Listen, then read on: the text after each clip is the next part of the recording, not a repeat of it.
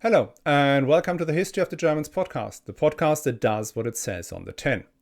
My name is Dirk, and I will try to take you from the early Middle Ages to reunification in 1990 in weekly 35 to 40-minute episodes that usually appear on Thursday morning. The 200th episode of the History of the Germans podcast has just dropped, which is a terrifying number. I mean, it's even terrifying to me. But it shouldn't be, because you don't need to listen to all 200 episodes for it to make sense, even though they're quite good actually. The show is now broken down into 10 seasons.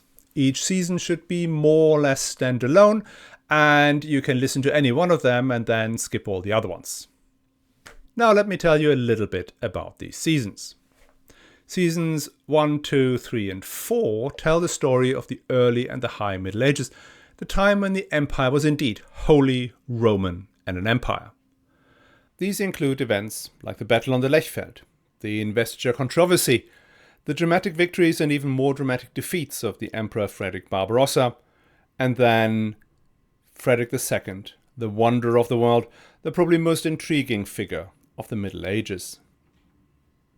And all that is interspersed with some thoughts about the economy, about science, theology, art, and ornithology. You know, that's the bit about the birds and stuff.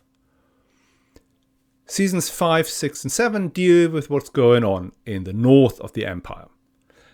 Because what you have to understand about German history, it is not linear, not like French and English history. Because when the empire, the imperial power, focused more on northern Italy and then ultimately almost disappeared, the people north of the Main River and east of the Rhine River had to figure out their own path in life.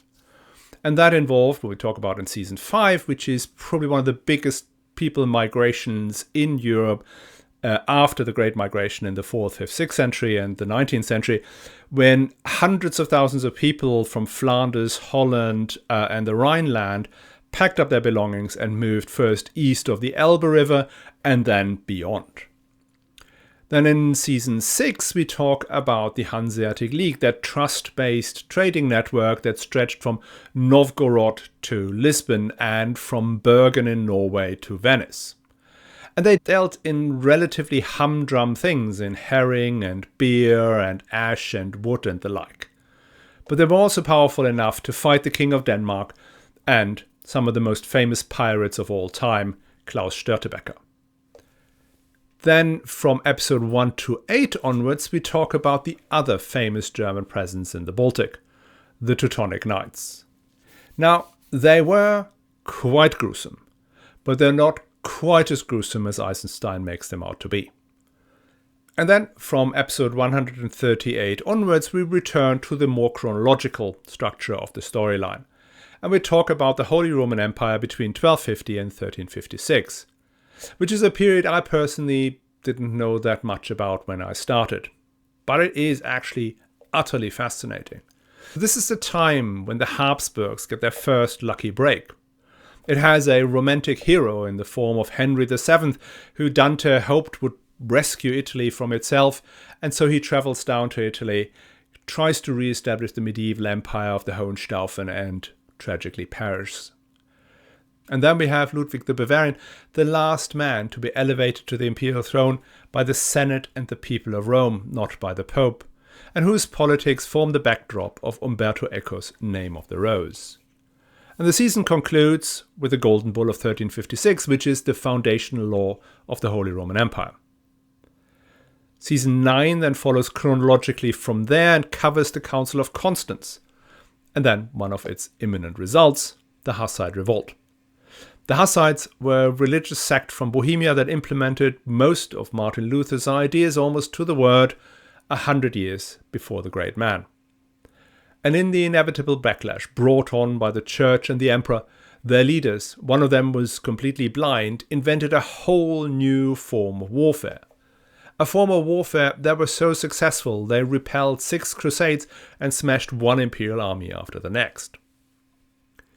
Now the current season looks at the aftermath of all that, at the chaos that the empire was in the 15th century.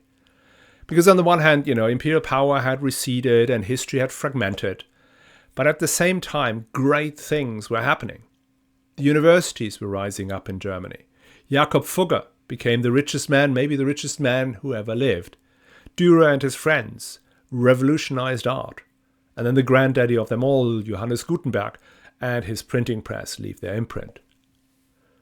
And then after that, the upcoming seasons will look at the rise of the Habsburgs all the way up to the Imperial Reform of 1495. And after that, obviously, the biggie of biggies, the Reformation, followed by the largest uprising in European history before the French Revolution, the Peasant Revolt.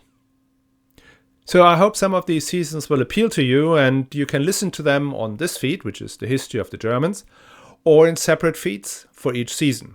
The links to these feeds, which are basically podcasts in and of themselves, can be found in the show notes. So enjoy, and if you do, subscribe, review, and if you find it in yourself, support the show. Thank you so much.